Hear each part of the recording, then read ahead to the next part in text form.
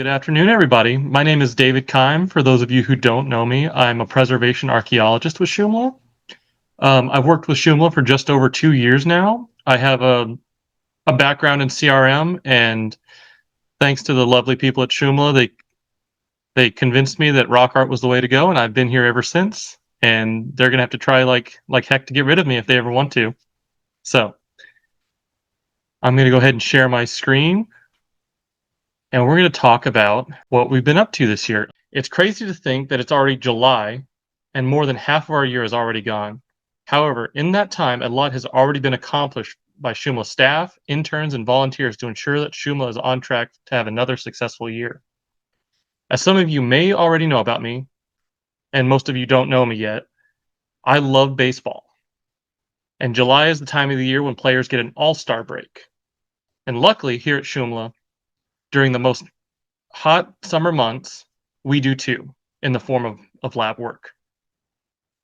So in honor of the halfway mark being reached, everyone sit back, relax, and enjoy your archaeological all-star break. When trying to comprehend how much has been accomplished in as little as 6 months, a lot of details can become jumbled and lines can become blurred, and everything can become one big mess of details.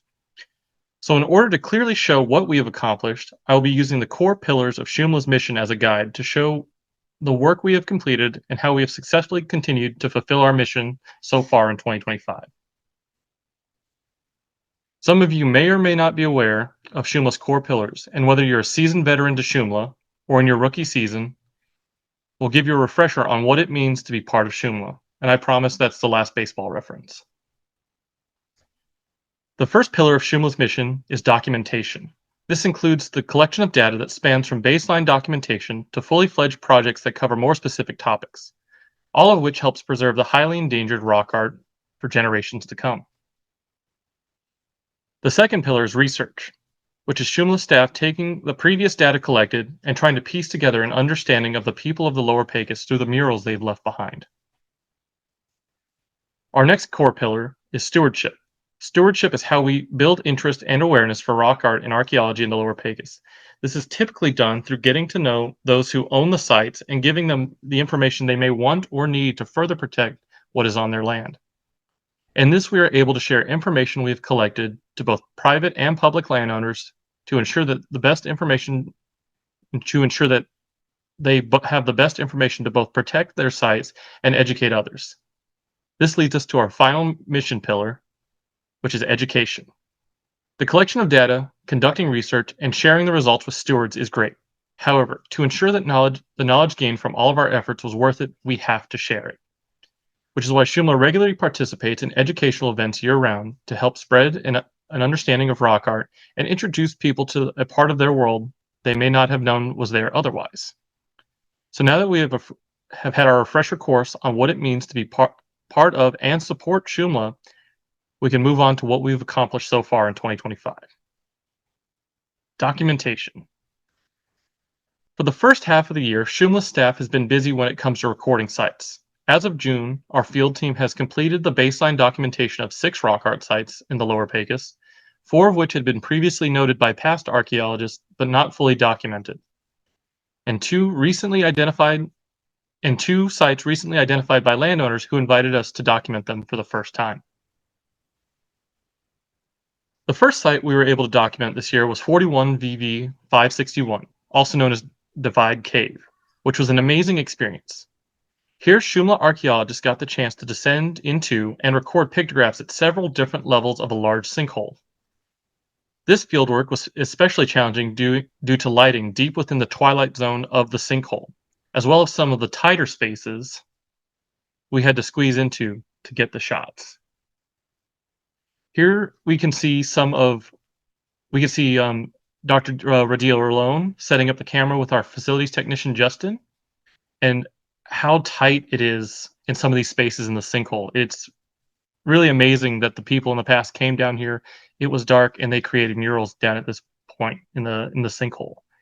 And here's a better shot. And just to the right of Dr. Radil Rolone, you can see a large orange anthropomorph just barely being lit up by those lights. The next site we were able to document this year is 41 VV 204, also known as Jackson's PWTI 73B. It's a long name, and sites used to be named differently back in the day. Now we just call them by their site trinomials. This site, along with the next two we will talk about, were recorded as part of one of our ongoing projects that we'll discuss later.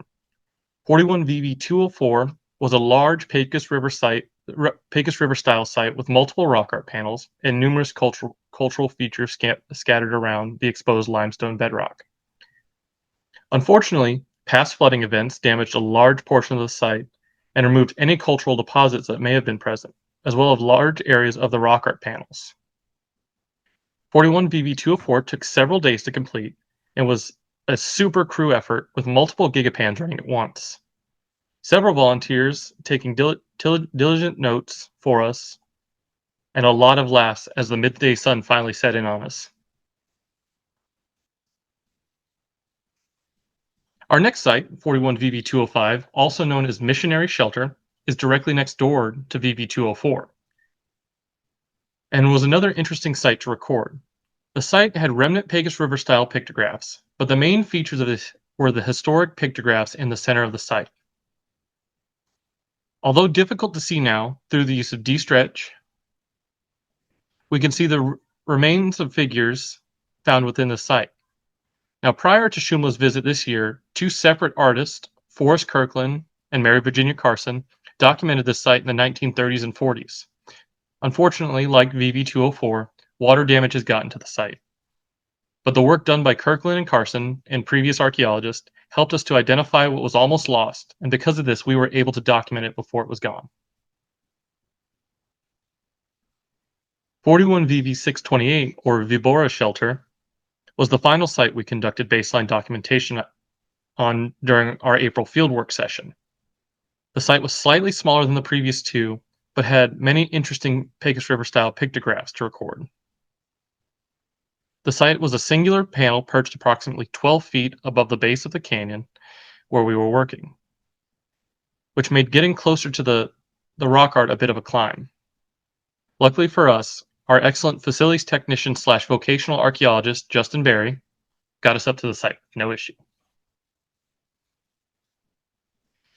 After post-processing was complete for the previous sites, we were able to revisit the same property that 41VV561 was located. So last month, we were able to document a newly identified site called North Rough Shelter, or 41VV2355. This site, as well as its neighboring site, was identified by the landowners who allowed us to come document it. The site was situated near the ridgeline of a hill and contained mostly remnant paint. This made identifying any potential rock art styles or figures extremely difficult. However, while in the shelter, we were able to document some of the cultural features, looters' tools, and artifacts left behind, thus adding to the archaeological record. Last, but certainly not least, the newest official site in Valverde County is 41VV2356, or North Rough Shelter Annex. This site is right next door to 41VV2355 and was recorded at the same time. While both sites were mostly remnant paint, this site had a singular Pecos River style anthropomorph. And you can kind of see the outline of the figure's head near the top, and then one arm stretching up to the right in the picture. There were very few other features identified within the site, and to be fair, the sheer amount of prickly pear that Deanna and Justin had to put up with made it even more difficult to record any if there were. And we could see Justin just behind a massive wall of prickly pear there, which everyone at some point ran into, and we were picking it out for days. Overall, the sites we recorded during the first half of this year have been exciting, not just for the artwork we were able to see and record, but for the research potential we received during the documentation process. Research. As of right now, Shumla currently has two research projects open, the first being a site called Red Elk, and the second being comprised of multiple sites within Rattlesnake Canyon. Primarily using methods from the Hearthstone project, Shumla archaeologists conducted research aiming to expand our knowledge gained during the Hearthstone project and continue to further understand the murals across the Lower Pecos. Our research at 41VV 1130, or Red Elk, began in March and included conducting full figure photography of the remaining visible figures within the site, digital microscopy of intersecting paint layers, and radiocarbon sampling of select figures within the site. At this time, we were just finishing the archaeological post-processing for the main portion of the project. However, radiocarbon samples are currently being processed and will hopefully be reported on soon. So keep an eye out for that future Lunch and Learn. As a bonus fieldwork for the Red Elk site, we came back in June to attempt to record a solar interaction between the shadow of the rock shelter and the large red deer at the center of the site on the summer solstice. After much preparation, an earlier than normal wake-up call, and a drive in the dark, it was cloudy. But the result we wanted to record was close once the sun finally came out. So in the future, we will try again to catch that perfect alignment at Red Elk. The Rattlesnake Canyon Pictograph Preservation Project is our large project for the year. Well, it actually lasts several years. But we've gotten to a great start so far. The project included the baseline documentations of 41VV 204, 205, and 628, with a majority of the focus remaining on the main site, 41VV 180, or the Rattlesnake Canyon site that we're looking at right now. The site is currently being fully documented through full figure documentation of more than 250 figures. Digital microscopy of the site will be completed, and as of April this year, the team was able to fully record close to 150 figures within the site, and hopefully with the help of some of our stewards, we will be able to complete these projects. Stewardship. Stewardship is one of Shumla's ways of ensuring the rock art is protected for future generations. We can't always be in the field inspecting sites and protecting the site from every possible danger. For these events, we rely on the landowners who act as stewards of the land and of the archaeological sites. Through the building of relationships with landowners and public agencies, we share our knowledge and assist those who own or manage the land to better understand the precious resources they possess. Landowners are our best resource for protecting archaeology in the Lower Pecos, and we cannot locate, record, or protect the sites without them. The following landowners are excellent stewards of the land, and we are glad to have worked with them this year. Private landowners make up most of the individuals and family groups that we work with. This year, we've had the pleasure of spending time with two amazing couples and one of their ranch managers at their respective ranches. The first of our stewards that we spent time with were the Kellers. Tom and Mary Lee were amazing hosts to the team during both of our visits this year. They both offered knowledge of the landscape and were constantly hungry for more knowledge about their sites. Mary Lee, who is on the right here, her family has been in the Lower Pecos for generations, and Tom genuinely wants to know more about the history of their ranch, making them both ideal stewards of the region. And this year they allowed us to document 3 sites on their property, with more potential sites in the future. Our next landowners are Mark and Renee Moore. Together with their ranch manager, Lenita. Lenita's not pictured here. It's from left to right, it's Mark Moore, Dr. Carolyn Boyd, and then Renee Moore, who is now one of our board members. Mark and Renee Moore, together with their ranch manager, Lenita, who offer their own love and admiration for the land and archaeology of the region. Although they are newer to the region, they have dedicated their time and resources to preserving what they have. And through this, they have protected their site, Red Elk, and potentially more like it on their property for generations to come, with the establishment of a natural resource easement on their property that protects not just the landscape, but the archaeological sites across it. In addition to private landowners, Shumla also gets to work with other research institutions and public agencies in order to conduct research, promote the protection of archaeological sites in the Lower Pecos, and through the sharing of data, we can educate others. This year, we've worked with 3 wonderful groups. Texas Tech University was one of the first groups we worked with this year. Thanks to Tech and their representatives Robert Stubblefield and Karen Lopez from Texas Tech University Junction, we were granted permission to record the sites within Rattlesnake Canyon and plan to return soon to continue our research at the sites on their property. The National Park Service is an agency that Shumla regularly collaborates with. This year, like in previous years, the Park Service has loaned us their archaeologist Jack Johnson, who is always willing to help Shumla in completing their task, as well as sharing any new information that he has gained since the last time we saw him. Finally, another one of our regular collaborators is the Texas Parks and Wildlife Department, primarily at Seminole Canyon State Park that we're looking at now. This is Fate Bell Shelter, and it is a very popular site to visit in the Lower Pecos and has some beautiful rock art. Thanks to individuals like Craig Howell, the park superintendent, the state park continues to be a resource for educating people about the history of the Lower Pecos as an outdoor classroom for groups like the Shumla Scholars Program. Education. Our final pillar to showcase what Shumla has accomplished so far this year is education, and is one of the most important parts of our jobs as archaeologists. I saved education for last because it typically comes after the documentation and the research, and helps us build a better stewardship network, as well as be better stewards ourselves. This year, Shumla has been doing a lot of education. Dr. Karen Steelman has continued to run our Scholars Program in Comstock, which educates high school students on proper archaeological practices and takes them into sites that they may have otherwise never known about. And the picture we see here is the Shumla scholars and their regular high school teacher at the White Shaman, which is owned and operated by the Whitty Museum. Shumla does some in-class work with our interns. Over this year, Shumla's had 3 interns: Mandy Newport, who was completing her work on a rock art educational curriculum with Shumla as part of her PhD program.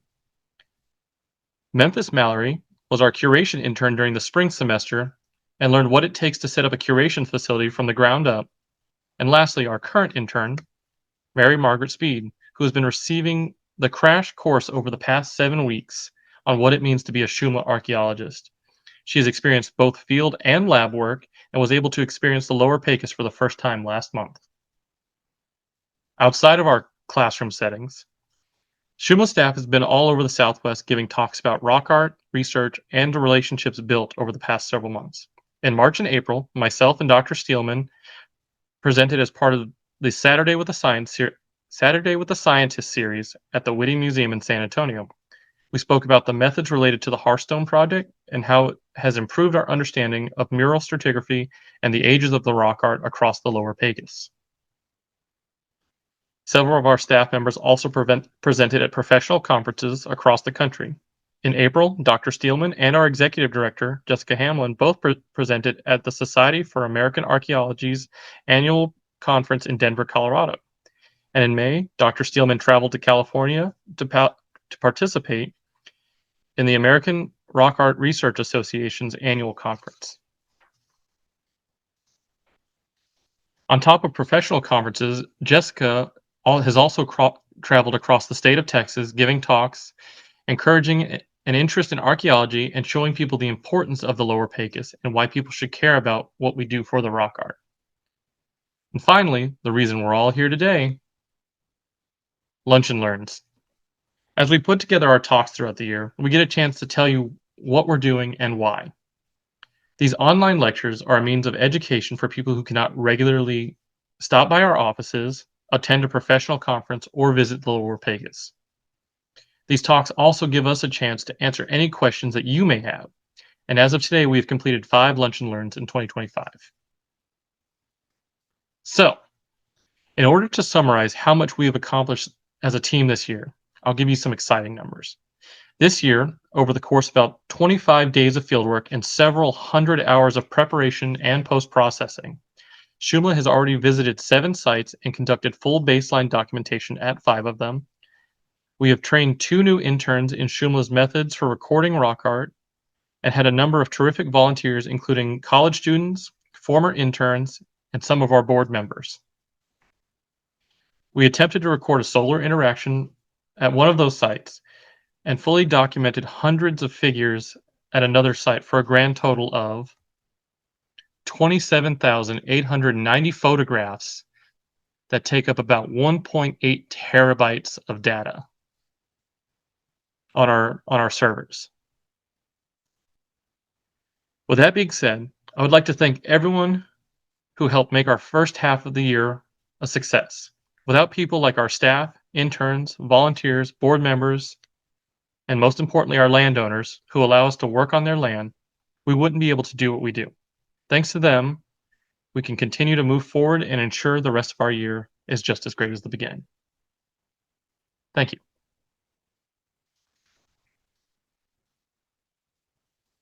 We have a small group today. If any of you have a question for David about the work we've done, feel free to unmute yourself and ask it, or you can put it in the chat at the bottom of your screen. Hi, Joni wants to know how many landowners are participating in the program. So we do have a large landowner network that we participate with. We normally interact with a large number of them at our Rancher Steward barbecue every year, but we do reach out regularly, check in with our the landowners, the agencies that we work with, and we try to maintain these relationships. So I don't have an exact number, but it's quite a few landowners. And the land's always changing hands too.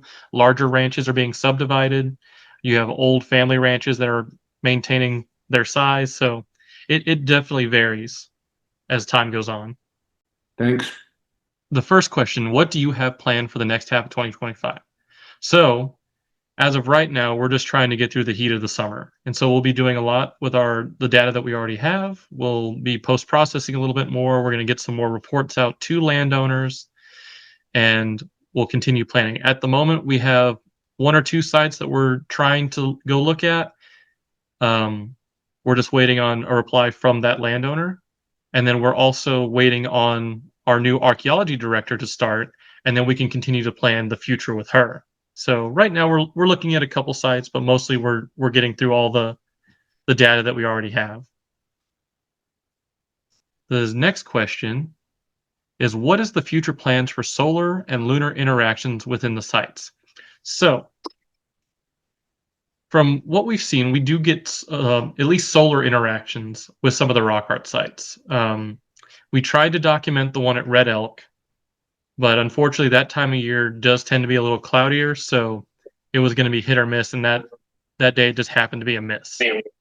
So we could retry again at the winter solstice potentially, and if not, we'll try again at the next summer solstice.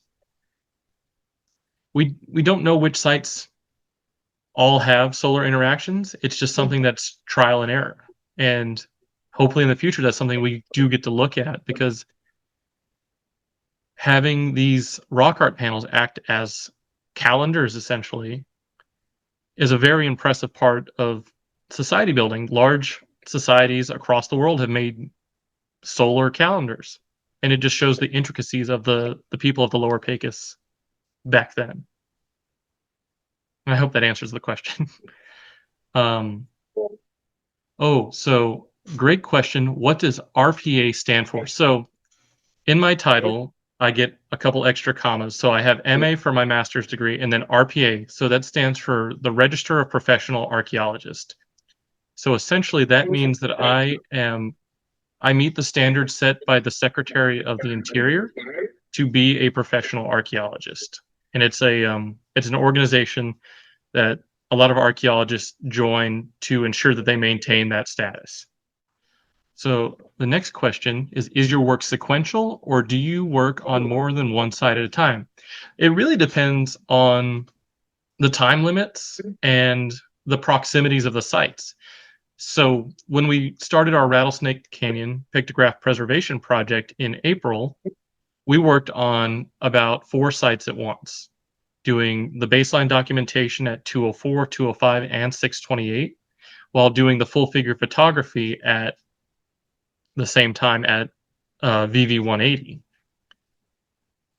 So we do work at multiple sites at one time. We are a small crew, so we do get spread kind of thin, but we do get the work done, and we get it done very well.